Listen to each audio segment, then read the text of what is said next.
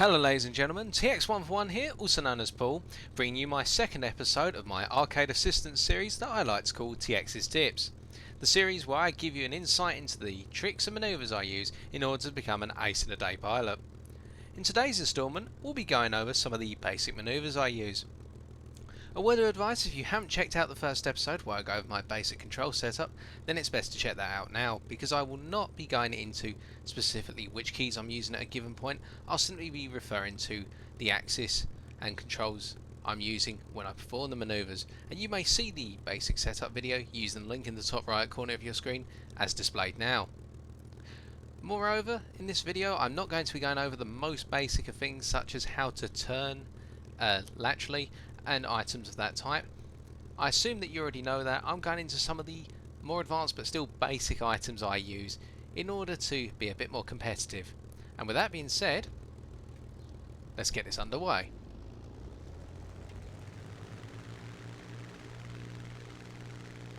To begin with, we note that we're using the Spitfire Mark 9F variant, the first variant you get in the British Tech Tree lineup, in order to show off the manoeuvres I usually use in a War Thunder arcade match. The reason I'm using this plane is simply because this is a plane which excels in the Jack of all trades role. While the Spitfire Mark 9 is a brilliant turn fighter, it also does quite well in the energy role, and so really it's a brilliant plane just to show off different types of manoeuvre in my opinion. With that being said, we'll go into the first type of manoeuvre I intend to show you. And this is what I would refer to as a rudder turn. Now you're probably asking the question straight away, what's the difference between a standard turn, whereby you roll the plane 90 degrees and pull up on the stick, and as shown here I'm turning and doing a 180 degree standard turn. What exactly is the difference between this and a rudder turn, which I define personally as just employing the rudder in order to bring the plane around onto a target, pretty much keeping the plane in the same position. So I'm going to give you a demonstration of it first, where I do a 180 degree rudder turn round to my right.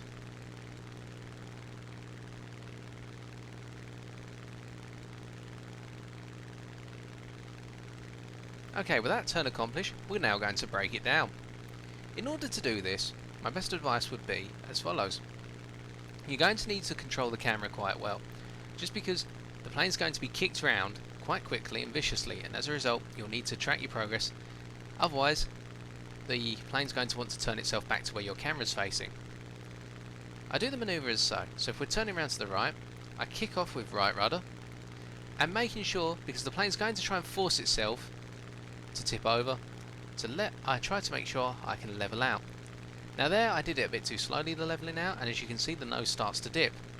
So let's try once again, remembering to apply right rudder first, and then just rolling slightly to the left when the wingtips tip up on the left hand side, in order to make sure that we keep level. As we can see, we're doing a much better job of keeping level here, and really we're almost maintaining the same altitude we began at. Where would I use this exactly? Well, it's a less common manoeuvre I use in all honesty, and I usually employ it when I've taken severe tail damage, especially with regards to damage to my elevators. At which point, if I've still got control of my rudder, I can actually continue to turn fight with an opponent by playing in a very flat position. What's also nice about doing this is that you simply maintain the same position you were in to begin with. You're pretty much turning the plane on the spot, rather than having to do a fixed circular turn. Instead, you're actually keeping the plane in a given position. Ergo, where else may this be employed when you haven't taken damage? Well, if you're up against an opponent who's coming down hard on you, such as a Messerschmitt 109 with a lot of speed, and they try to turn fight with you after they've dived past you, you can actually use this to cause them to continually overshoot you, although it's less recommended, especially in a plane such as the Spitfire, where your turn rate is more than amicable. Ergo, with that manoeuvre out of the way, let's proceed to another manoeuvre. Okay, so having shown you a rudder turn, I'm now going to come on to why, personally, I think the rudder is such an undervalued part of your manoeuvrability capabilities in arcade mode. And as you can see, we're performing a standard turn. Now, that's all well and good if you're in a brilliant turn fighter such as the Spitfire or an A6M2 Ryzen.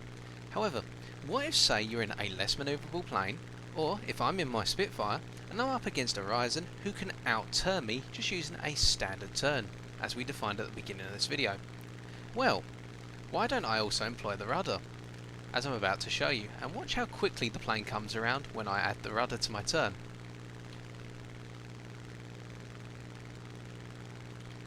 As you can see, we come around a lot faster. The nose does go down, so you're going to need a little bit of altitude in order to ensure safety from crashing into the ground. Moreover, you actually pick up a little bit of speed by doing this. Now, to break this manoeuvre down for you, it's the same as a standard turn essentially, starting off with the roll of 90 degrees, pulling up on the stick, but then you apply the rudder in the same direction you've rolled. So, if I want to make one of these turns to the left, I roll to the left, pull up on the stick, and at the same time apply left rudder.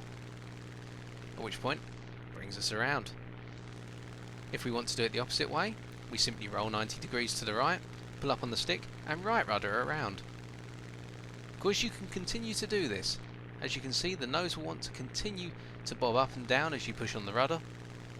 You will gradually lose some speed, however you can chain in a number of these turns with the rudder and your standard roll rate in order to keep behind an opponent who may be a little bit more manoeuvrable than you.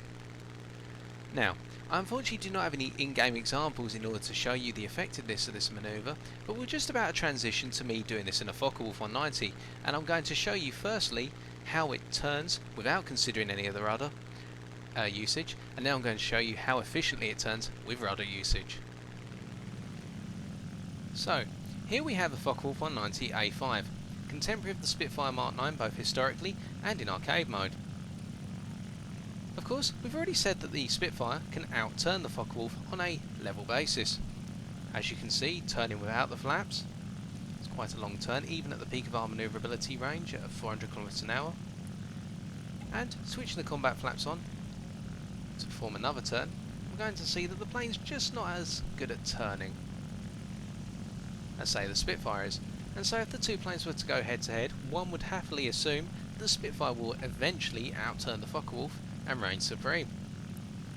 However, a good Focke-Wulf pilot who decides to turn fire, as I've already mentioned, will intend to use the rudder just as much as they do the roll rate in order to come around onto a target or be a bit more evasive.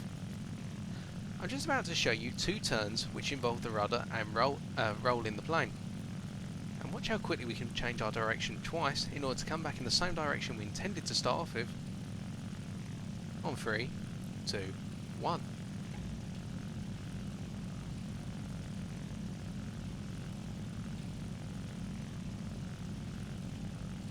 As you can see, we dropped quite a bit of altitude, but additionally we've gone back in the same direction we started with a change in speed of roughly 100 km/h. Of course, using the rudder will be something you'll have to master. However, I just hope it goes to show that while we may not be able to outturn our more manoeuvrable opponents on the level, by using our rudder effectively, we can just be that little bit more manoeuvrable where it counts, and perhaps it will save us or grant us an extra kill. Especially with the Focke-Wulf's wonderful roll rate, which means you can change up your direction nicely when and where necessary. And so, with that being said, let's move on. Having covered basic turns and turning with the rudder now, I'm going to move on to a couple more complex manoeuvres. To begin with, we're going to go into a hammerhead, also known as a stall turn. So, we lift the nose up, and really this is essentially forcing your plane into a position to stall. I'm keeping the throttle on here, however to speed things up I'm going to switch the throttle off. As you can see very shortly, the plane's going to drop enough speed for me to simply kick the left rudder out and come around on target. Essentially, I'll go back the way I've come and I'll switch the throttle back on in order to re-engage. Now that was quite a shallow hammerhead in all honesty, and probably not the best demonstration. So let's break this down a little bit and make it a steep quarter loop hammerhead. Okay, so we're level at the moment and we've got sufficient speed. We pull up on the stick and essentially we're going to a quarter loop. Now, having pulled up on the stick, we're going to switch the engine off here, although this is not a necessity. Let our speed drop, and we're now going to rudder around to the left in this case, having reversed our direction by 180 degrees, and we turn the throttle back on. And now we can level back out, having changed our direction quite efficiently. Now, I've shown you this so far without the use of the flaps. The reason I've done this is just to show you the basics. However, if you add in combat flaps, or in the case of this Spitfire, landing flaps, you'll come round even faster. So, for the third time, we pull up on the stick to about a quarter loop, although you can do it more shallowly if needed. I'm going to start stalling out. I'm dropping my landing flaps at this point, and on 3, 2, 1, we're going to rudder around to the right. Now we had to roll a little bit there because we did it a bit too slowly, and in fact we've kicked ourselves into a spin, and that's really the risk of doing a hammerhead if you haven't done it before. So we're going to give it one last go with the landing flaps. Okay, so on 3, 2, 1, I'm going to kick her up into a quarter loop. I'm going to switch the engine off, deploy the landing flaps, and at about 200 km an hour I'm going to kick the left rudder around.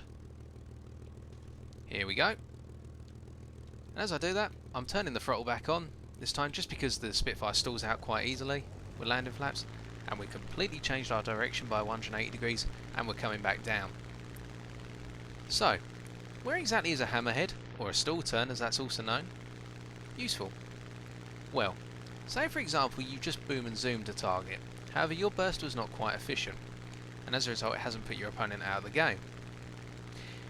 Instead of coming around, because you perhaps are not as good a turn fighter as your opponent, if you're doing this in a Focke-Wulf 190 or a Messerschmitt 109, you'll want to zoom up and away from your opponent, especially if they're going to try and climb and chase after you. Of course, with your greater energy, you should be able to keep climbing away from them, and as they go to stall out, essentially you can force yourself to go into a stall and perform this hammerhead or stall turn, bring yourself 180 degrees back onto the target with enough speed and energy in order to give them another go with your cannons or machine guns. Additionally, the hammerhead can be quite good in a pinch when you've got an opponent on your tail, simply because you can actually force yourself to bleed a ton of speed off very quickly. So, with that being said, let's move on. Okay, so we're now going to perform something known as an Immelmann. Now, derived back in the First World War by Immelmann, the German pilot I believe, the Immelmann is essentially an exchange of speed for altitude. So, exactly what does the Immelmann entail? Well, it's essentially a half loop.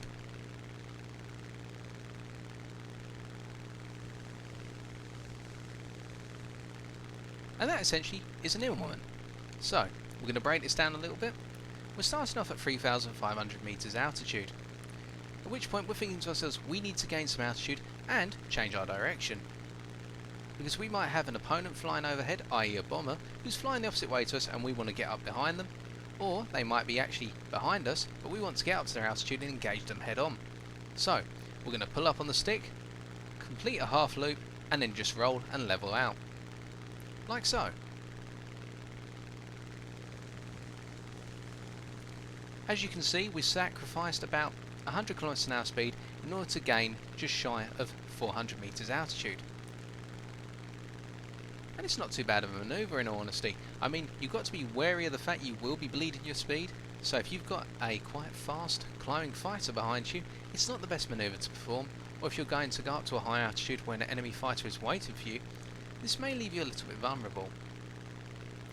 Likewise, we can reverse this manoeuvre, as I'm about to come on to. Okay, so having performed an Immelmann, let's do the reverse of it. It's known as a split S. Essentially, I've got a lot of altitude, but I haven't got as much speed as I'd like. So, what exactly am I going to do about that situation? Well, it's quite simple. You roll 180 degrees, either to your left or right, and then pull up on the stick to perform half a reverse loop, like this.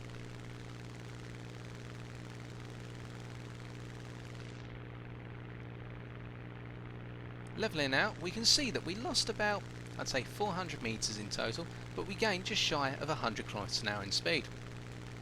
And we of course can go back up to a higher altitude by doing an Immelmann.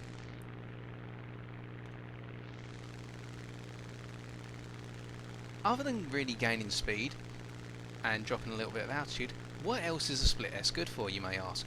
Well, historically I know that the split S was used by Hellcat pilots in the Pacific when up against the more agile Zero. The reason being that the Split S enabled Hellcat pilots in order to break away from the Zero, which wasn't as good in a dive as the Hellcat. And really that's where this manoeuvre comes into play in War Thunder. So if you've got a pesky guy who's on your tail, you can't jinx them left, you can't jinx them right, well, as a result you may want to try diving away from them. And there are some planes such as the Focke-Wulf 190 which have superior dive speed to their contemporaries. So as a result you want to break over as quickly as possible and pull up on the stick. And instead of levelling out, you want to go for it. You want to dive away and hope they're not coming after you with all guns blazing. As you can see, you can quickly go into a nice long dive, build your speed, and then level out once you've got away. So, with the Split S covered, let's move on. Okay, so we're now going to cover the Wingover, which is actually quite a similar manoeuvre to the Hammerhead, also known as a stall turn. The Wingover is performed thus, going into a quarter loop position, and then kicking the rudder round.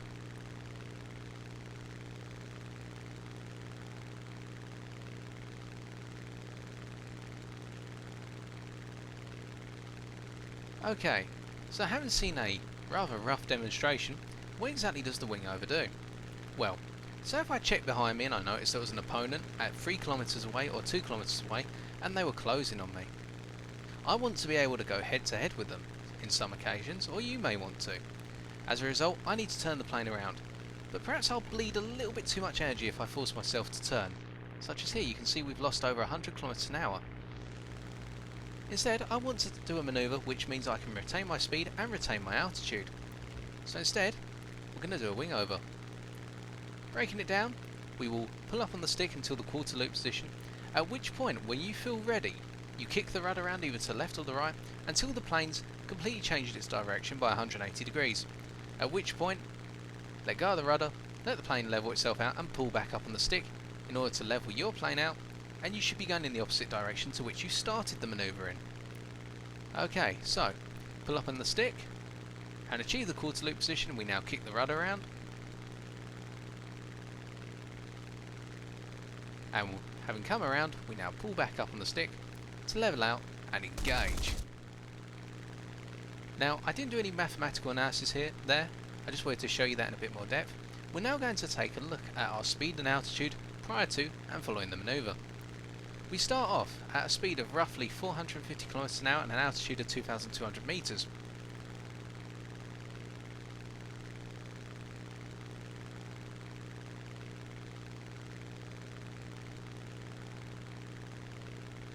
And we come back around at about 450 km an hour and just under 2,200 metres.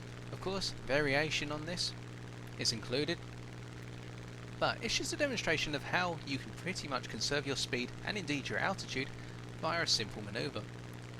The difference between this and the Hammerhead is that we're not forcing ourselves into an elongated stall. Instead, we're quickly coming around in order to face an unwelcoming foe. And so, with that manoeuvre covered, let's move on to the next one.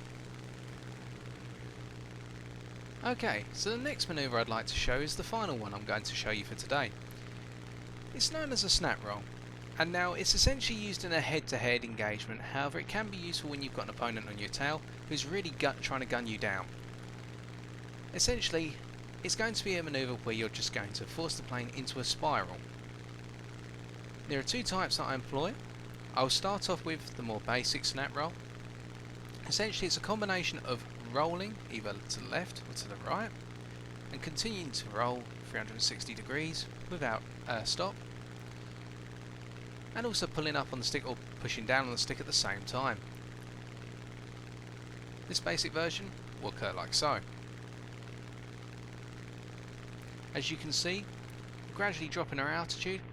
Additionally, we're making it very difficult for our opponent behind us to get a bearing on us. Although if we continue to do it, our opponent may actually start to hit, simply because they'll wait until we get to a certain point in our roll. So, you can mix this roll up by actually adding the ruddering, and this is the more advanced version in my opinion, whereby you may start with the traditional snap roll, and then on 3, 2, 1, I'm going to apply the left rudder. 3, 2, 1. As you can see, we've now really kicked the plane round. We're descending altitude gradually, at which point we can level out. It's a very tight little spiral there it will end up being, but as a result you can actually throw your opponent off. They may indeed overshoot you, or, if you're unfortunate, they may crash into the back of you. Of course, getting a little bit more altitude in order to show you that in a bit more detail. Leveling out. So, we start by just rolling 360 degrees. And this is how I always approach a snap roll. I'll do one complete roll, and then I'll start pulling up on the stick, and then applying rudder.